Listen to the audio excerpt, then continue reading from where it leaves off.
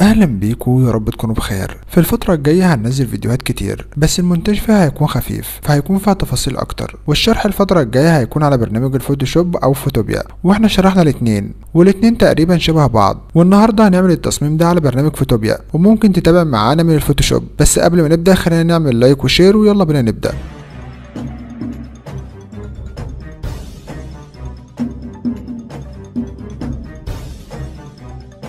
تصميم النهارده هيكون على برنامج فوتوبيا. هنفتح برنامج فوتوبيا وبعدين نضغط على نيو بروجكت، وبعدين نختار مقاسات التصميم. هنخليها 2000 في 2000 بكسل، والريزولوشن هخليها 300.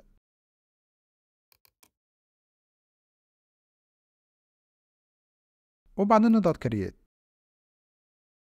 اول حاجه هنعملها هنفعل الترانسفورم كنترول، وهنفعل برضو الاوتو سيلكت عشان يسهل عليا عمليه التحديد والتكبير والتصغير.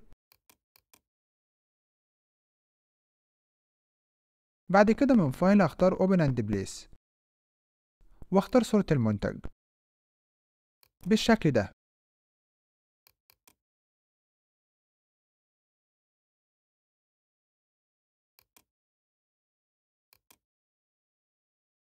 الخطوه اللي بعد كده انا عاوز اعمل الخلفيه، فهضيف طبقه جديده من هنا وانزلها تحت صوره المنتج. بعد كده هختار اداه الجريدينت واضغط هنا عشان اختار الوان الجريدينت. هضغط على النقطه الاولى مرتين واختار اللون الفاتح في المنتج.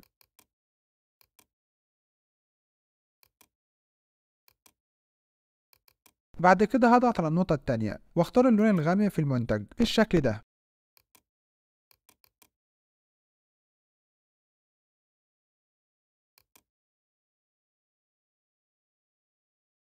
بعد كده هخلي الجريدينت راديال، وبعدين من المنتصف اسحب لحد الزاوية بالشكل ده. وبكده عملنا الخلفية. بعد كده هضغط على صورة المنتج وهيتحدد معايا بالشكل ده عشان انا مفعل الترانسفورم كنترول. وبعد كده هعمله دوران بالشكل ده.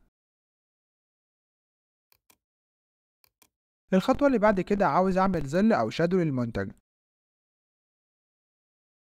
فهروح على أداة الشيب واختار الدايرة واعمل دايرة بالشكل ده.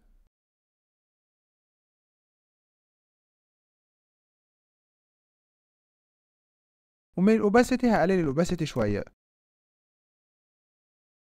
بالشكل ده.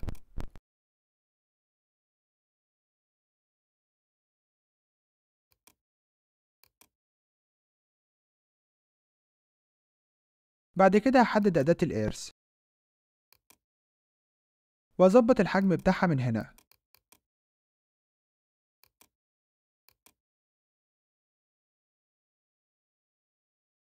وأقلل الأوباسيتي ل50%. وبعدين أضغط كليك يمين على الطبقة وأحولها لسمارت أوبجكت. وبعدين هبدأ أمسح في الشادو بالشكل ده عشان يكون واقعي.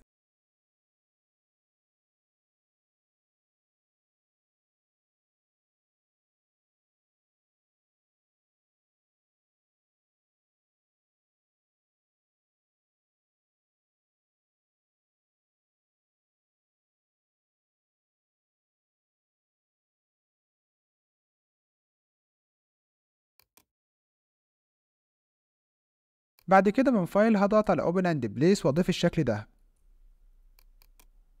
أنا عاوز و...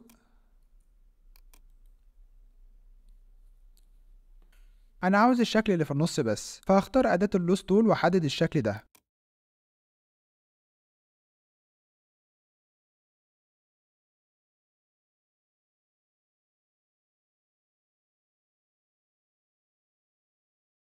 وبعدين من إيديت هختار كوبي،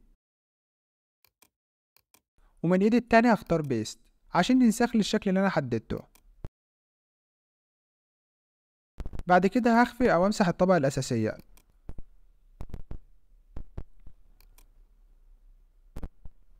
بعد كده هكبر وأكبر الشكل ده وأخليه ورا المنتج بالشكل ده.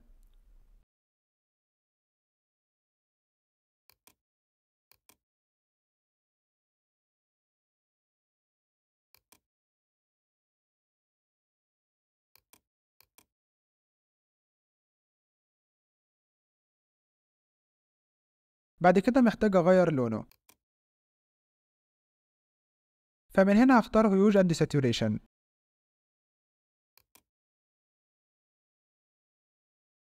واغير في الهيوج لحد ما اوصل للون الاخضر بالشكل ده.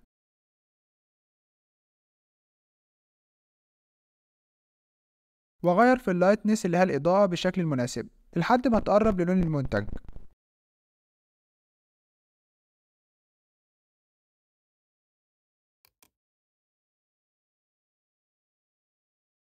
بعد كده من اداة الكيبورد هفعل الكنترول واضغط على طبقة الشكل عشان يتحدد معايا بالشكل ده. بعد كده من قائمة سيلكت هختار انفيرس عشان يحدد لي عكس الشكل اللي انا محدده، عشان انا عاوز امسح التأثير من الخلفية واسيبه بس على الشكل. فلما اجي همسح اللي انا محدده اللي هي الخلفية كلها ما عدا الشكل، فهختار أداة الفرشة من هنا وامسح بالشكل ده.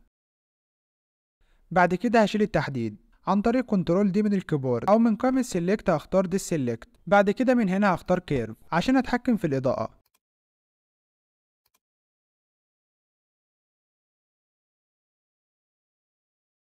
بعد كده هختار أداة الفرشة وأقلل الأوباسيتي شوية،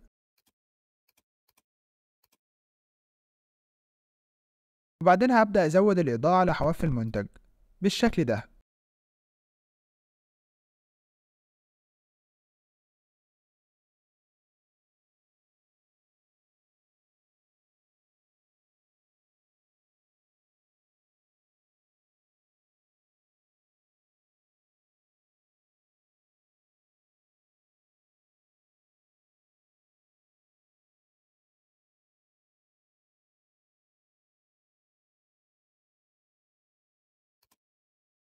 بعد كده هزود حجم الفرشة وأقلل الأوباسيتي شوية، وبعدين هزود الإضاءة بالشكل ده.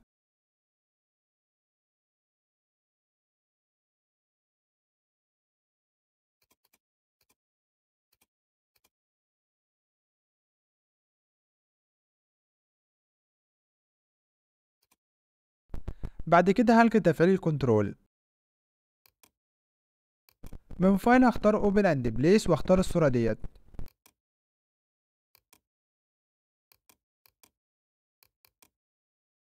عشان اخد منها قطع الفاكهة بالشكل ده.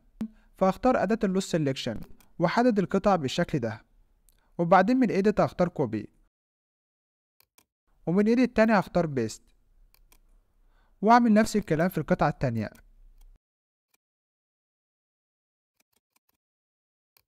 وبعدين احركهم في مكانهم المناسب.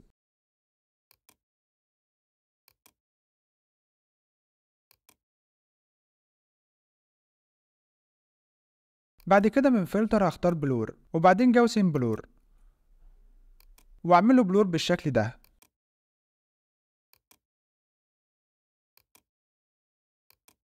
وهكذا هنا برضو.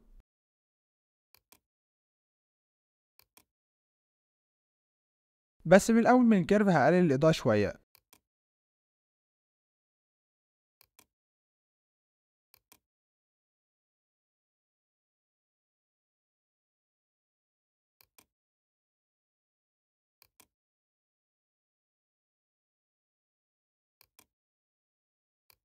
بعدين من أداة الكيبورد هفعل الألت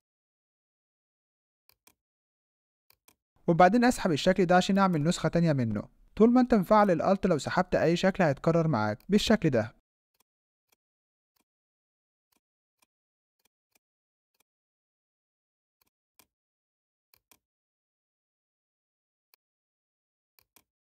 بعد كده من فايل هختار اوبن اند بليس واختار قطعة الفاكهة ديت بالشكل ده.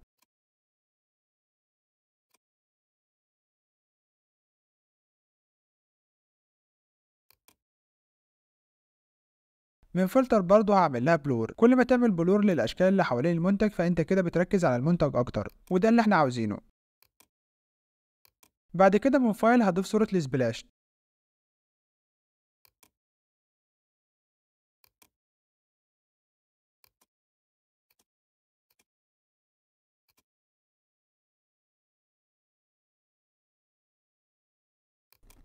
واخلي الطبقة بتاعته ورا طبقة المنتج.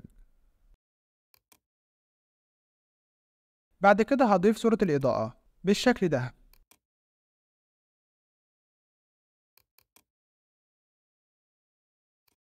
وأحرك طبقة الإضاءة وأخليها لفوق المنتج. بعد كده أنا عاوز أفرغ طبقة الإضاءة، فهغير البلندنج مود لسكرين بالشكل ده.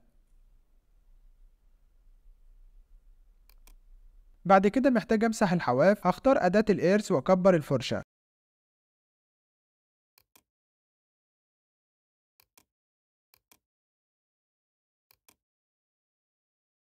وأمسح الحواف بالشكل ده.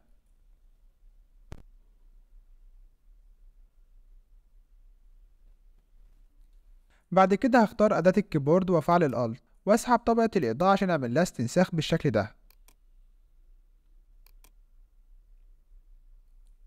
بعد كده من فايل هضيف صورة الأوراق ديت،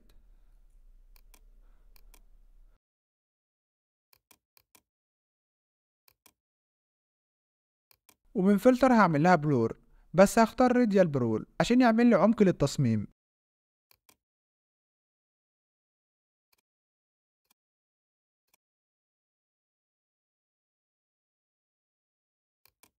بعد كده هفعل الألت وأكرر الأوراق ديت في النص التاني.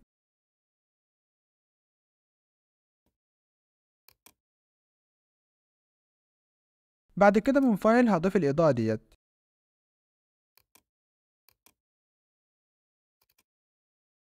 وأكبرها وأخليها واخدة التصميم كله.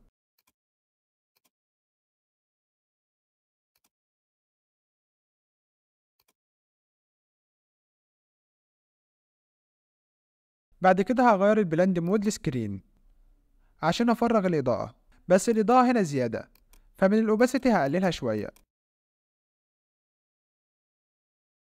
ومحتاج أقلل الإضاءة برضو على المنتج، فهعمل لها ماسك من هنا، وبعدين هختار أداة الفرشة وأظبط حجمها من هنا، وأظبط برضو الأوباسيتي من هنا.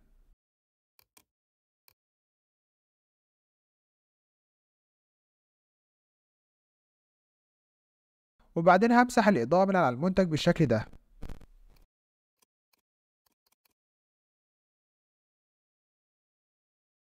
ودي النتيجة النهائية. استنونا في فيديو جديد وتصميم جديد، ما تنسوش اللايك والاشتراك في القناة، وبس كده، في أمان الله.